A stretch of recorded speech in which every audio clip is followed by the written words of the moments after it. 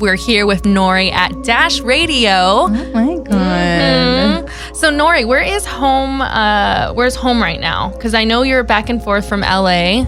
Yep. Yes. You have to fly.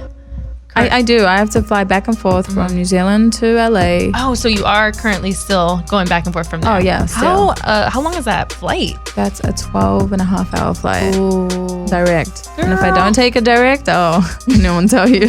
Do you take anything to keep yourself calm? CBD oil, a little bit of... You want to get high? I don't take anything. I just, no. When I'm on whether I'm going back and forth, I'm always excited. So I'm either excited to see my family or I'm excited to get back into the music. So I really don't take anything. It's like a natural high. Yeah. And when you're on the airplane, do you write? Do thoughts come to you that involve your creativity and your music? You know what's so funny? I always try to take the night flights because I love to fall asleep on the plane.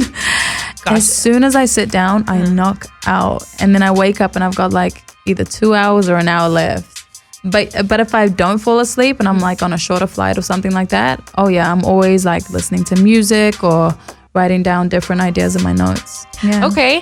And so those of you who don't know Nouri, we already talked a little bit about where she's from.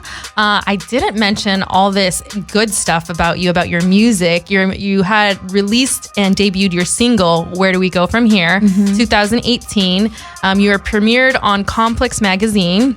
And in just 2 days, you hit number 5 on iTunes chart for New Zealand. Okay. And then number 2 for the pop charts in New Zealand. But you know what? We need all this to come over here, right? That's what I'm focused on. I'm how do we know about Nouri over here in Los Angeles and Hollywood? It's crazy.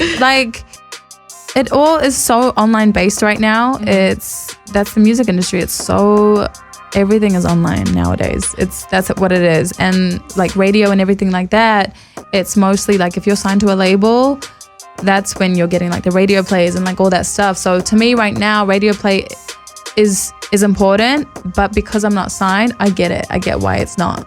I've accepted that and that's fine. And I'm still pushing 100 and that doesn't really stop me.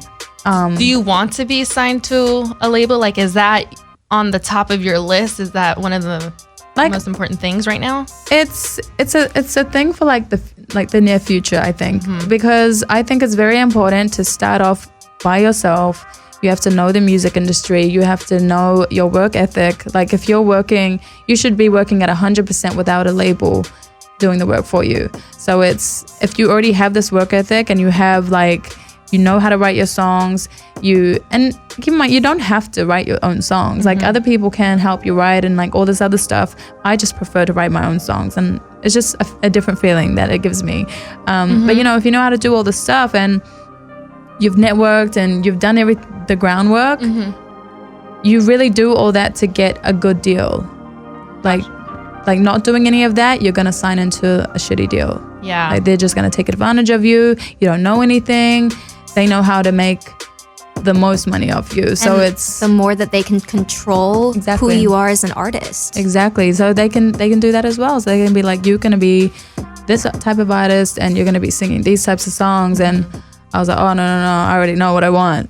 So you really have to know who you are at the end of the day. I could have done this 5 years ago, but 5 years ago I didn't really know who I was or who I wanted to be as an artist. Now I do, and now it's I've created all this leverage that going into potentially signing a deal, I wouldn't sell myself short. Who's the one person that molded you to where you are now that you would say, man, this was the turning point to where I knew I had it and I knew that I was going somewhere with this, that had the highest belief in you? Ooh, there's 2 things I'm going to say. There's one, it was a book. Ooh, what book? Yeah, it was The Alchemist. Okay. I don't know if you guys have read that book. I've heard of it. Yeah, it is so good. Girl, I'm putting that on my book list. Please, Nouri's you have to book read club. it. Come back next month and we'll all talk about it. No, but seriously, that book is just... I take it everywhere with me, even if I'm not reading it. It's just you know how everybody has their own thing, a security blanket or something. That book is my security blanket, and it really just taught me to put out positive energy and always think about what you want and always just like say that you're going to get this and you're going to get that. And the universe literally works in your favor. Hell yeah. I sound like a crazy person right now probably, but it's... Nope. Casey and I we all feel the same way. Manifest your destiny, hon. Manifest it. Yeah, that's literally it. Literally, Speak it. This is an example, okay? So last night, I was supposed to have someone else here, right? My girl Casey, working the camera in the corner. She's like, "Hey, so who's coming tomorrow? I'm so excited for Nouri to come." I'm like, "Oh shoot, she hasn't confirmed yet." I mean, because you were working in the studio, writing, singing, understandable. Yeah. And so I was like, you know what? Let me just hit Nouri up and see if she's still in LA because I thought you had went back to New Zealand.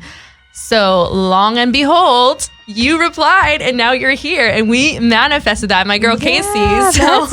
We talked. So before we came into the studio today, we were talking in the lobby about how there are 2 dimensions in this world and that we are part of this crazy dimension. I think every one of us in this room is a part of this crazy dimension because I swear we willed it into existence. That's amazing. Yeah, no, seriously. This all happened like last night. That's amazing. But I love that you did that because it was so last minute and I was like, yes, hell yeah. Yeah. And it was crazy because I extended my trip last minute. Yeah, I didn't even tell you guys that. We built this. Last minute. All of us are on the same level. Yeah. We are, and I love it. I love this energy and this positiveness. It's just the best. Yeah. It feels great. Yes, no, seriously. So that book, The Alchemist, definitely read it. But if there was a person that I would say had 100% belief in me at the beginning, it's a producer named Brian Kennedy. Brian Kennedy. And he is so amazing. Like, he's one of my best friends now. I met him in 2016. And it's crazy how it started. So just so everybody out there knows that you can get in contact with these people, it's easy. You just have to know how to do it. So I'm going to tell you how to do it. Ooh, okay. Put your recorders on. Just kidding. No. Inside scoop. Yeah, like if you're a singer or you love to act or whatever it is, what I did is Rihanna is one of my favorite singers.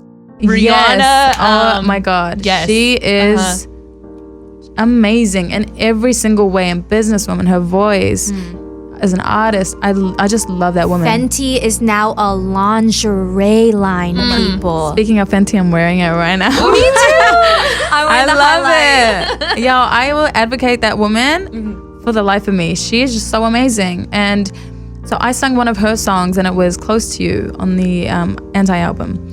And Brian Kennedy was the one that produced it. So I was like, okay, well, I don't need to get in contact with these artists. I need to get in contact with everybody that's actually doing the work behind it, the background work. Part of the industry. Part of the industry, the producers, the writers, whoever it was. And Brian was one of them. So I did the cover and I went to his Instagram and I DM'd him the cover. And I was like, tell me what you think.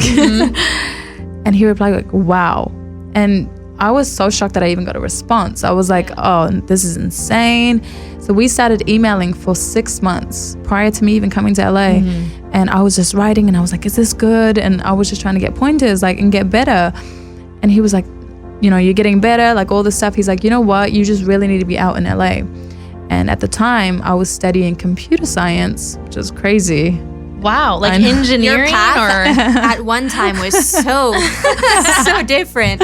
So different. And still to this day though, I love computer science because I wanted to create apps and I still do to this day. Oh my God. Girl, you're going to do it. I'm not even going to get into that right now. Okay. But I was studying computer science. I had a scholarship. I was getting straight A's. Like it was all going good. And when he said that and I read The Alchemist and I was like, oh, no, I got to do something. Like if I don't do it now, I'm never going to do it.